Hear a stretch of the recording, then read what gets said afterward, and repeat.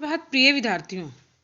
आज हम कक्षा 5 में एक नया अध्याय शुरू करेंगे। अध्याय नंबर 13, स्वतंत्रता संग्राम की कहानी। बच्चों, स्वतंत्रता संग्राम यानी फ्रीडम मूवमेंट, उसके बारे में आपने बहुत से पढ़ा होगा कि भारत को आज़ादी दिलाने के लिए बहुत से नेताओं ने योगदान दिया था, जिनमें तात्या टोपे, रानी लक्ष्मीबाई, स्वामी विवेकानंद, स्वामी दयानंद, राजा राम मोहन राय, महात्मा गांधी, सुभाष चंद्र बोस आदि का नाम प्रमुख है। इन सब ने अनेक युद्ध किए और अपने जीवन की परवाह न करते हुए भारतवासियों को आज़ादी दिलाई। तो स्वतंत्रता संग्राम की इस कहानी को आज हम पढ़ेंगे। वो कहते हैं, वर्ष 1600 में कुछ यूरोपीय व्यापारी कंपनियों का भारत में आगमन हुआ था। समय के साथ साथ अंग्रेजों के यहाँ अपने पांव जमाने शुरू कर दिए। अंग्रेजों की ईस्ट इंडिया कंपनी की स्थापना में साथ ही थे। भारत के राजाओं और नवाबों की फूट का लाभ उठाकर अंग्रेज व्यापार के साथ साथ यहाँ के राजाओं को भी हड़पने लगे थे। सन 1757 में एक युद्ध हुआ। बंगाल के नवाब सिराजुद्दौला की हार के बाद उनके हाथ और भी मजबूत चले गए। वे भारत में धन लूटना चाहते थे और अपने राज्य का विस्तार करना चाहते थे।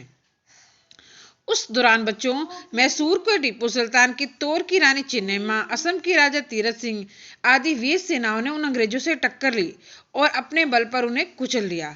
1857 के देशव्यापी आंदोलन को कौन नहीं कहते, जिसे हम भारत का प्रथम स्वतंत्रता संग्राम कहते हैं। बंगाल की बैरकपुर छावनी से भारतीय सिपाही मंगल पांडे ने चर्बी लगे कारतूस मुंह से खोलने से इनकार कर दिया। जब ये समाचार मेरठ की छावनी के विद्रोह हुआ तो मुगल बादशाह भारत का बादशाह घोषित कर क्रांतिकारी एकजुट हो गए।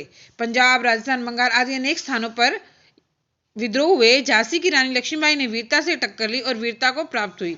इसके अतिरिक्त राव तुलनाराम, नाना फर्नांडिस, अहमद शाह, कुंवर सिंह, बेगम हसरत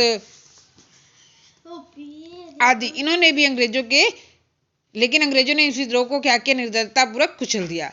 अंग्रेजों के प्रथम सशस्त्र ने दबा तो दिया, लेकिन भारतीयों के अंदर जो स्वतंत्रता की जो चिंगारियां थी वो सुलगती रही। जैसे जैसे अंग्रेजों का सिंगंदा कसते वैसे कि भारतीयों के मन में स्वतंत्र होने की भावना भी बच्चों बढ़ती गई। भारतीय जनता के मन में स्वतंत्र होने का संकल्प दृढ़ होता गया। अगर हम भी मान लो हमें भी कोई स्वतंत्र नहीं करेगा, हम कुतंत्र रहें तो हम क्या होगा, नहीं रह सकते ना। तो भारतीय कैसे रह सकते थे? गुलामी किसी को भी स्वीकार नहीं होती। छोटा बच्चा है, अगर उसको भी ये कहो कि तू बंद के बैठ जा और ये कर ले, वो भी नहीं कहना मानेगा। गुलामी किसी को प्रिय नहीं होती, सब स्वतंत्र होना चाहते। यही भावना भारतीयों में भी थी। भारतीय जनता के मन की था लेने के लिए एक अंग्रेज अधिकारी एहो ह्यूम इंडियन नेशनल कांग्रेस की स्थापना की और उन्होंने लेकिन ये आरंभ में तो अंग्रेजों की संस्था रिपीट होगी, लेकिन बाद में दादा भाई नौरोजी, बरदीन तेबजी, फिरोज शाह मेहता, लोकमान्य तिलक आदि नेताओं ने संस्था में प्राण फूंक कर इसे विशुद्ध राष्ट्रीय संस्था बना दिया। लोकमान्य तिलक ने घोषणा की कि स्वराज्य मेरा जन्मसिद्ध अधिकार है, मैं इसे प्राप्त करके रहूंगा। इसी बीच राजा राम मोहन राय, स्वामी विवेकानंद, महर्षि अरविंद, महर्षि दयानंद जैसे विचारकों ने और अनेक लेखकों, कवियों ने विचार परिवर्तन और समाज सुधार का काम किया। अब तक गांधी जी दक्षिण अफ्रीका से भी लौट आए थे। उन्होंने अंग्रेजों के विरुद्ध जो संघर्ष किया उसके कारण भारत में भी उनका नाम प्रसिद्ध हो गया। राजेंद्र जवाहरलाल नेहरू आदि बहुत से ऐसे नेता थे जो उनके न्याय बन गए और स्वतंत्रता संग्राम फिर से चल पड़ा। बच्चों, आप सभी जानते हैं कि 13 अप्रैल 1919 में जलियांवाला बाग में अंग्रेजों जनरल डायर के एक गोलियां चलवा दी थी।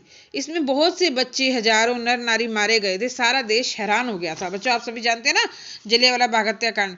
कुछ नवे क्रांतिकारियों ने अहिंसा और असहयोग के मार्ग को असहमति, उन्होंने कहा गांधी जी को कि हम ये मार्ग नहीं अपनाएंगे। उन्होंने कौन सा रास्ता अपनाया? अंग्रेजों से सीधे टक्कर लेने का, टिट फॉर टैट। राजा हरदयाल, श्रीमती भीमकाय जी कामा विदेशों से आई संस्था बनाए, भारतीय क्रांतिकारियों के लिए हथियार भेजे। स्वतंत्रता संग्राम के उग्रपंथी क्रांतिकारियों ने भी बहुत बड़ी बच्चों भूमिका निभाई। महाराष्ट्र के श्याम कृष्ण जी, सावरकर, बंधु दामोदर आदि, मद्रास के विपिन चंद्र पाल, सुभाष चंद्र बोस, पंजाब के लाला लाजपत राय, भारतीय परमानंद आदि ने इस आंदोलन को बढ़ाने में सहयोग दिया। इन्होंने खजाना लूटा, रेलगाड़ियां उड़ाई और असेंबली राजप्रताप, राजेंद्र लाड़ी, अशफाक उल्लाह खान, चंद्रशेखर आजाद, भगत सिंह, सुखदेव आदि इनके झूठे मुकदमे चले और इन्हें फांसी दी गई। अनेक को देश निकाला और भीषण यातनाएं दी गई। सुभाष चंद्र बोस ने कांग्रेस से अलग वशिष्ठ क्रांति के समर्थक बन गए। उन्होंने विदेशों से संपर्क स्थापित किया और सिंगापुर में आजाद हिंद सरकार की स्थापना की और नारे दिए, तुम मुझे खून दो मैं तुम्हें आजादी दूंगा और दिल्ली चलो। लेकिन एक विमान दुर्घटना में उनकी मृत्यु हो गई।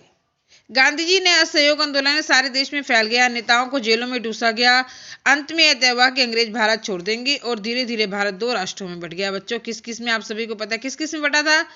सभी को पता है ना, भारत और पाकिस्तान। ये है हमारे स्वतंत्रता संग्राम की कहानी जो आपने